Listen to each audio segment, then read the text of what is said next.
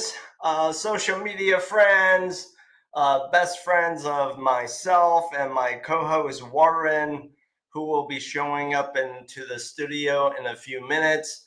How are you guys doing on this, I don't know, middle Friday of the month here in the month of June? And as Warren and I were just kind of catching up with each other, we were both saying, "Hey, happy summer!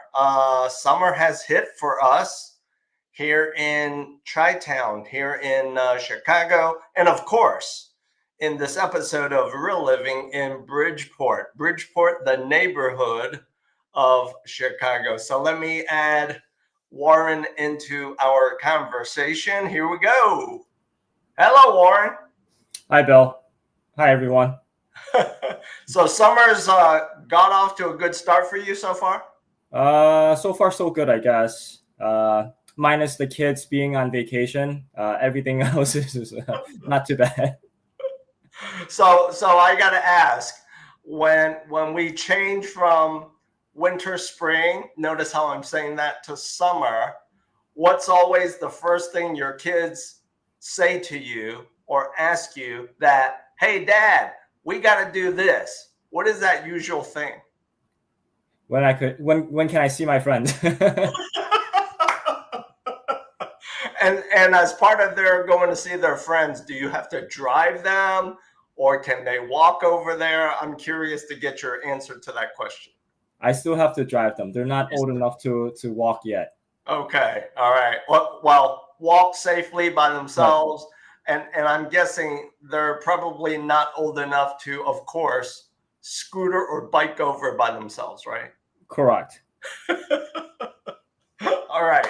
Hey, I get that. So, Warren, let's lead off our episode, our live stream conversation today with, tell me, buddy, what the heck is happening in Bridgeport? Bridgeport. So Bridgeport, Chicago, in Illinois. Bridgeport, Chicago, Illinois. Real estate market has still been very tough because of lack of inventory. And whenever there's something that's priced right, multiple offers, or like it just gets bought up really fast, really quick. What about those? What about those like tear down new construction homes? What might be the story behind them, Warren? Tear downs, I mean, probably nowadays people don't want to do as much work for tear downs because of the labor costs and material costs. Like everything is so expensive and time consuming. So they want something that's like not like completely like really old, but they want something that's like almost move-in ready, where they could just do like a tad of like touch-up work or like a minor TLC and move in like immediately, or like just new construction where they don't have to worry too much and then just move in. Are the new construction homes same thing? When they are priced correctly, are they going under contract, going into escrow pretty quickly? Yes, they are. They go in pretty quickly because there's still a lot of buyers. Yeah. But just not enough like resale or like new homes available for them. Yeah, I hear you. That doesn't surprise me. That doesn't surprise me at all. So, social friends, audience members, today for our live stream conversation, what Warren and I thought about doing to enlighten you, to amuse you, to entertain you, and ourselves along the way, is to have our banter about those common questions that we both get. What do you think about that, Warren? Sounds good to me.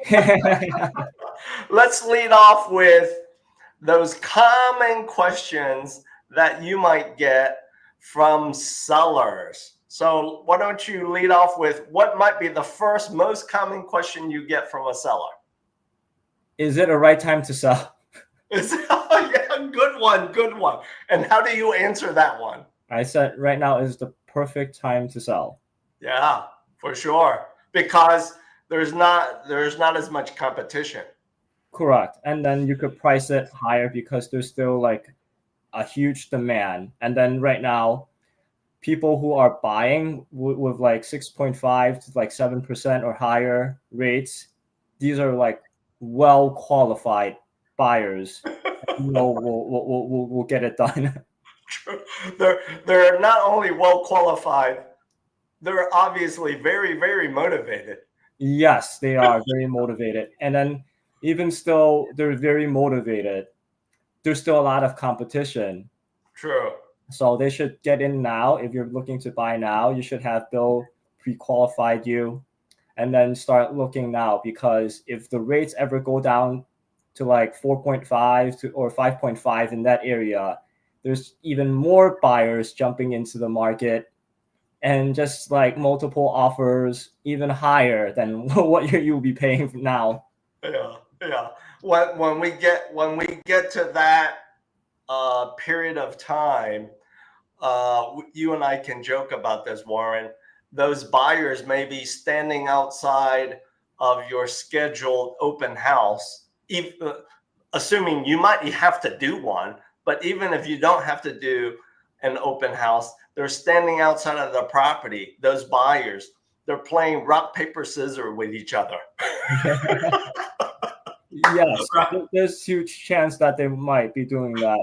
Yeah, they play rock, paper, scissors as to who can be the first one to talk to you, present their offer, and then, of course, kowtow, beg and plead, and say, please accept my offer right now. Right. They'll be pulling their friendship card or like partnership card. It's like, oh yeah, we've done good deals together. Like, smooth transaction, no problem.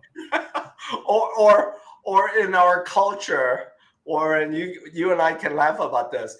Not only are they playing rock, paper, scissors, but then they also bring in the boxes of baked goods, baos, dantats.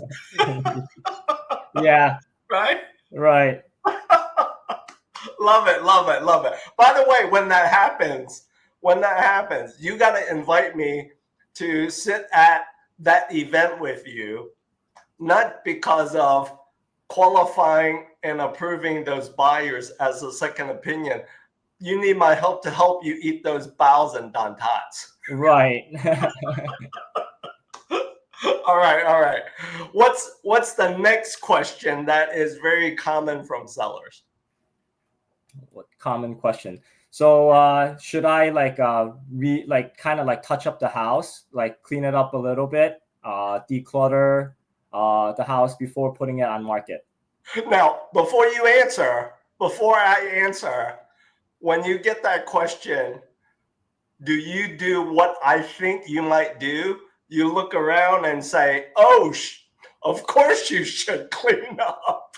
Well, depending on the house. I mean, Right. have to give your honest opinion. But some people, if they don't want to put in the work, I mean, I just tell them straight up. It's like, just keep it at like market price. So you can't expect like top dollar, because people still have to like put in work and time with it for it.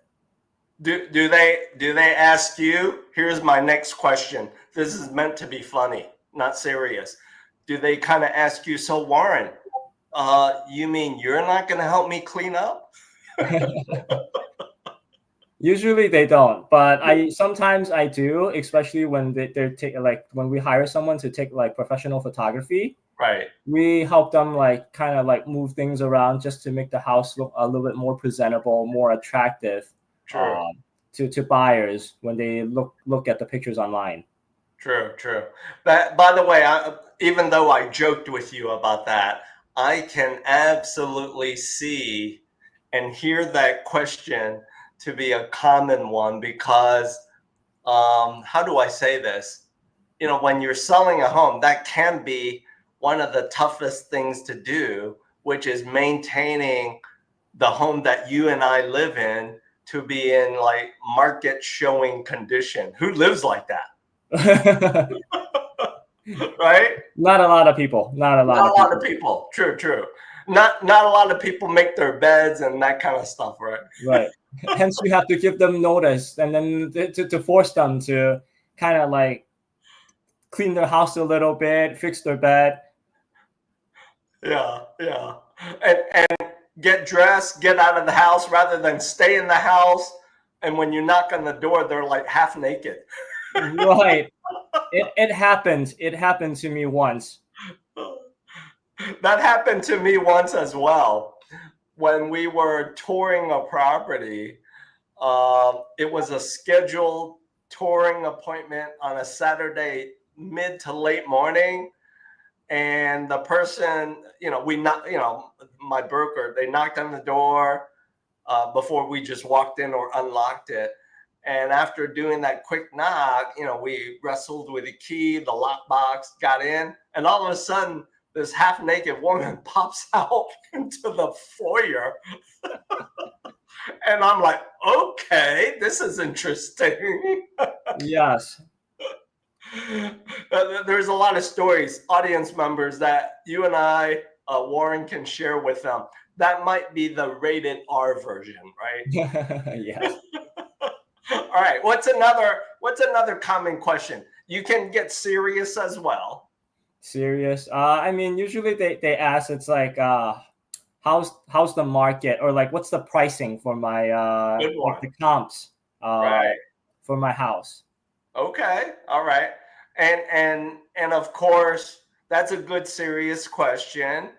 And like any good experienced broker, my guess is usually by the time you're doing this call, in-person appointment, this call, you probably have a good sense of what that number needs to be, correct?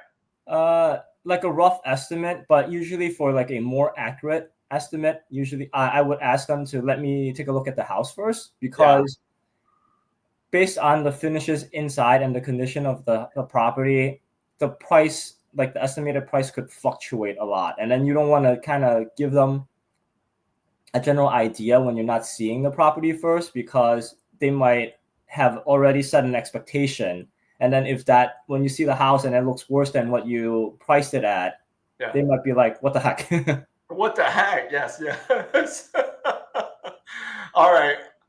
Let me throw this question at you, potentially from a seller. I want to see if this might be a common question that you get. And it could be, so Warren, how quickly can I get an offer? Is that a question that you get sometimes? Sometimes, yes. Really? Sometimes during, like, probably during COVID, that was probably one of the times that like most people ask, like, when could I get this under contract? Why was that a common question during COVID, Warren? Talk to us about that. I think it's because people were like scared, and then they wanted just to like make sure that they have enough funds, or like extra money lying around in case they need it. Because COVID, a lot of unexpected things happen, so like people just felt safe with more cash in hand. Okay. All right. I'll buy that. Let's now shift our banter to the common questions from buyers. You want to lead off with what is a common question you get, and then we'll hit the tennis ball back and forth. I'll chime in with mine, and then we'll do a couple of rounds of that. All right? Sounds good. All right. What's a common question you get from a buyer? So usually the common question is, why should I get pre-approved before looking at a house? Oh, I like that. Okay. And your answer is? It's so that you know how much you could afford. Because a lot of people, especially like some clients of mine, they underfile taxes, and then they're like looking at properties that are like over their budget. True. And then like you spend so much time looking at those houses, and then find out that when you try to put an offer, they can't afford it on paper. Right. True. Good one. I like that. And that's a great common question from buyers. Let me throw one at you, and I want to see if you agree. This is a common question that you might get, because I get a lot. And that is, what is a property tax credit? Do you get that question? Sometimes, not a lot, because Okay. most of my clients, when you explain to them, it's like, oh, do you get taxes from like the seller? Will the seller pay the taxes for you? Okay. All right. Yeah. That's a question I get quite often because sometimes they don't understand, you and I both know this. They don't understand how taxes are paid, whether it's current year, Right. previous year, and also just the concept of why would I get a credit? And it's not until you spend the time to explain to them, they realize like, oh, okay, that makes sense. And then guess what I've done? Rather than just explaining it to them these days, Warren, after I explain it to them, I then send them an email with an example. That always helps too. Yes. All right. What's another common question you get from buyers? Common question. Let's see. Let me think. Buyers. Oh, when's a good time to buy? Yes, good one. And how do you answer that one? I usually tell them right now is a good time to buy, because prices these past few years have been like increasing drastically. Sure. Right after COVID, I mean, like when the rates went up, it kind of slowed down a little bit, but it didn't stop people from buying. People kept thinking that it was gonna be like a recession, house prices was gonna drop, but house prices in Chicago area has been like holding strong. It's only been going up. Yeah. Yeah. I get that question often within the past probably 2 years. Can I share with you my my sarcastic answer to that question? Go ahead. All right, here's my sarcastic answer, Warren, and to all of you social friends. My sarcastic answer is the best time to buy is when you're ready, and you should have bought 2 weeks ago. How do you like that one? Love it. Love it. All right, let's wrap up with two more common questions from buyers, one from you, one from me, and then we'll call it the end of our live stream for today. Sure. So, you first. Do I need to hire an attorney for Yes. the transaction? So, in Chicago or in Illinois area, yes. Like there's certain states that don't require True. An attorney, but here in Illinois, we do require an attorney. Yeah. Okay. All right. I get you. All right. And I'll throw in my next common question that I get from buyers. This is a serious common one. Here it goes. I'm sure you get this as well, because sometimes they'll call you first, ask you the question, and then you might say, you got to talk to Bill or your lender. The common question is, how much money do I need to bring? And let me add part B to it. How much money do I need to bring, and how must I bring it? Right. Right? And the funny thing is, when they ask that part B, how must I bring it? There is a part of me sarcastically thinking and answering, no, you don't bring your truckload wheelbarrows of dollar bills or pennies. You gotta wire it or get a certified check, blah blah blah, right? Right. Yeah. All right. So, audience members, thank you for sharing your time with Warren and myself as we wrap up today's live stream conversation in this episode of Real Living in Bridgeport. Bridgeport, the neighborhood of Chicago, nowhere else, because that's all that matters for today. So as we wrap up, if you are thinking, hey, Bill, Warren, you didn't answer my important common question, it's real simple. All you got to do is scan the QR code that you see here. If we have not answered one of your questions, scan the QR code, start a conversation with Warren and or myself. We'll gladly give you our personalized answer to help you in your journey of selling real estate or buying real estate in or near or around the neighborhood of Bridgeport here in Chicago. Let me ask my music posse to play us out until Warren and I see all of you in the next episode 4 weeks out. Here we go.